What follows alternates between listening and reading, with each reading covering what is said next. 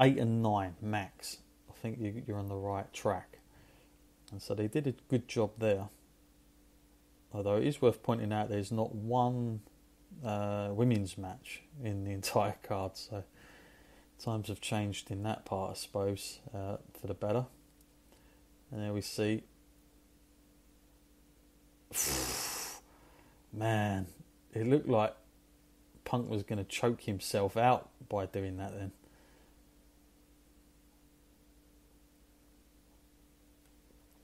And you're seeing Punk trying to tap him out now.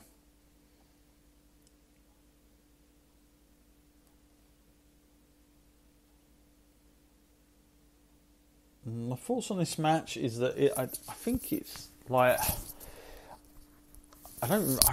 honestly I must have completely forgot about most of this match because a lot of the stuff they're doing is not what I quite remember. Oh, that's a great moment now.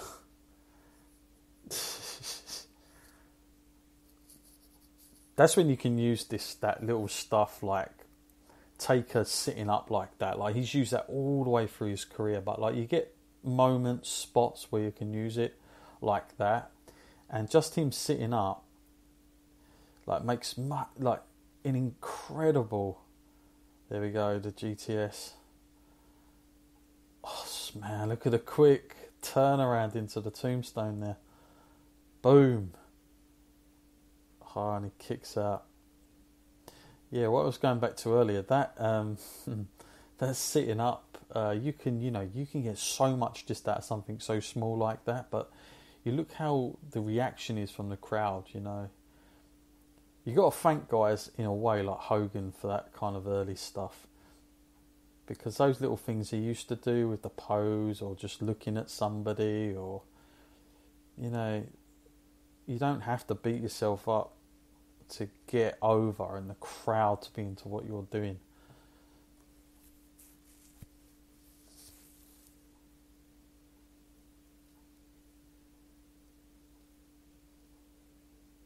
Almost seems worrying that when you see Undertaker there with a cut on his head, but you see Punk with that bloody that ring in his lip there, you're like, man, that could go terribly wrong. Forearms now on their knees, going for it. Very back and forth.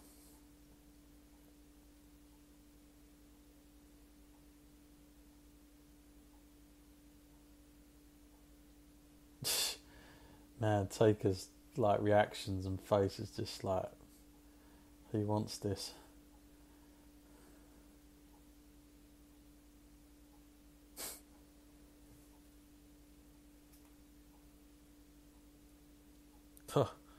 Kicks the ref down.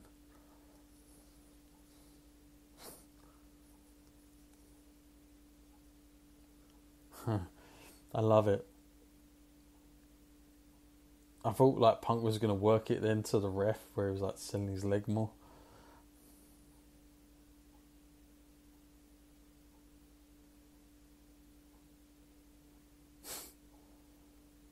There you go.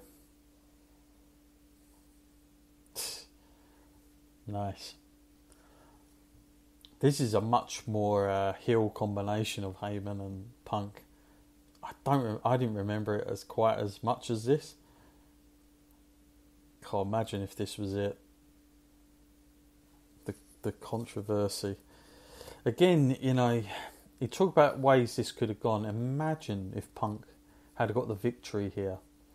He would really have held the cards for the following year, and I'm pretty sure if he didn't want that Triple H match, which he's come out publicly and said many a times, I wonder, having been the guy that beat that streak, needing to get the rub off of him a little bit, whether he would have got what he wanted, because it would have been a huge result to put all that equity into CM Punk.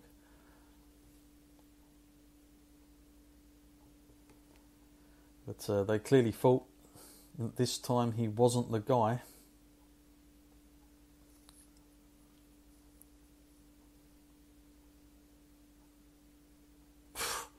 Wow.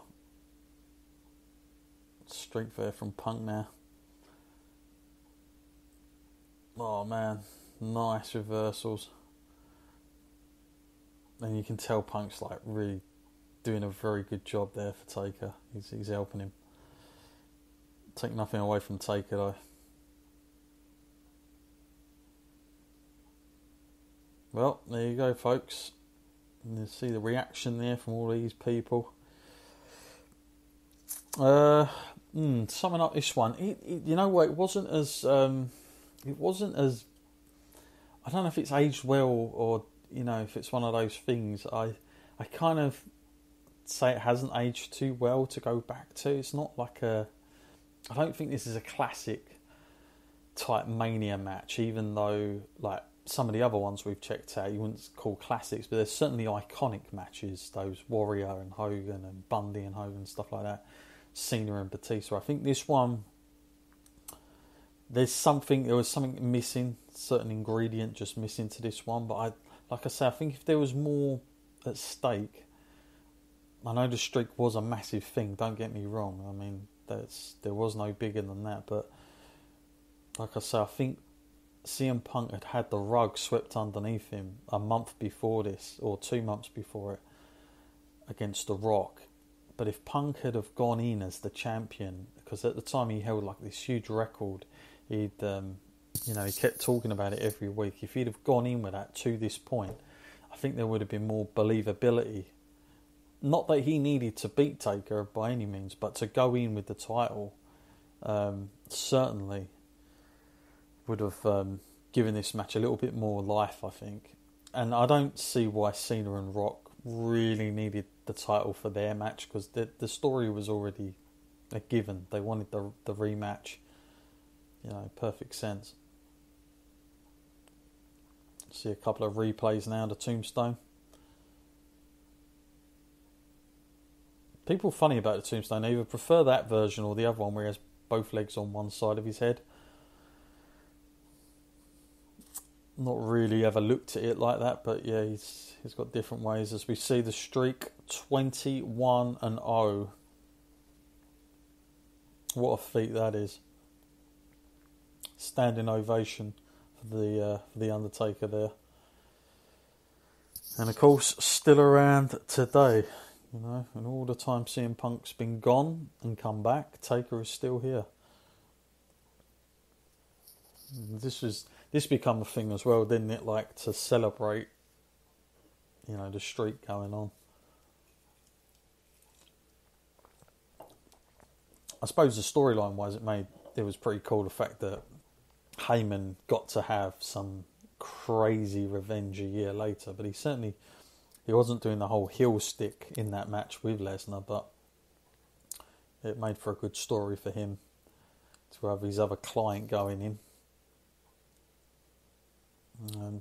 So anyway, guys, I want to thank you for checking this one out with me. Let me know what you thought about this. I'm a little bit sort of for me. It wasn't sort of like the big draw match that I remember it being. But then maybe it's just my personal taste. But let me know what you guys think. Don't forget, check us out on over on Facebook at WrestleLine, on Twitter at WrestleLine, and our Instagram page, WrestleLine Channel. Now, during WrestleMania this weekend, I'm going to try and do some live videos with other wrestlers that are going to be watching WrestleMania. Going to get some really quick feedbacks from them during the show. So make sure you come check us out, interact with us, send us a few messages through it. Be good to hear from you guys. And don't forget, later on, depend on when you're listening to this podcast, but we are putting out a special podcast with Mariah May coming on. Literally a good 2 hours chat with her, all things wrestling and certainly WrestleMania and all about her career. So check that out later. And don't forget, if you haven't already, share us out. Get us some more followers, get us some more listeners. We always appreciate you guys' support, and hit the subscribe button if you haven't. If you like what you're listening to, you'll never miss a show. I want to thank you then, guys, and obviously we'll be back tomorrow Friday with this time a match from WrestleMania 2000. I felt like we had to hit just the 10-year decades, because I'd already done the other ones from 1990, and then we had 2010. So I thought, we've got to get 2000 in there. So it's there, and it's the tables match. It's the Dudleys, Edge and Christian, and the Hardys.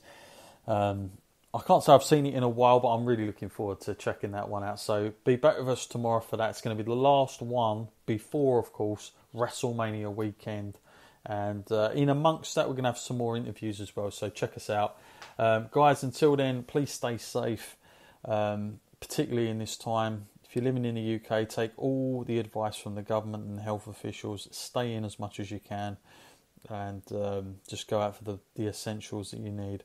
But please remember distancing yourself from everybody out there, and please all stay safe. Until tomorrow, guys, I've been John Scott.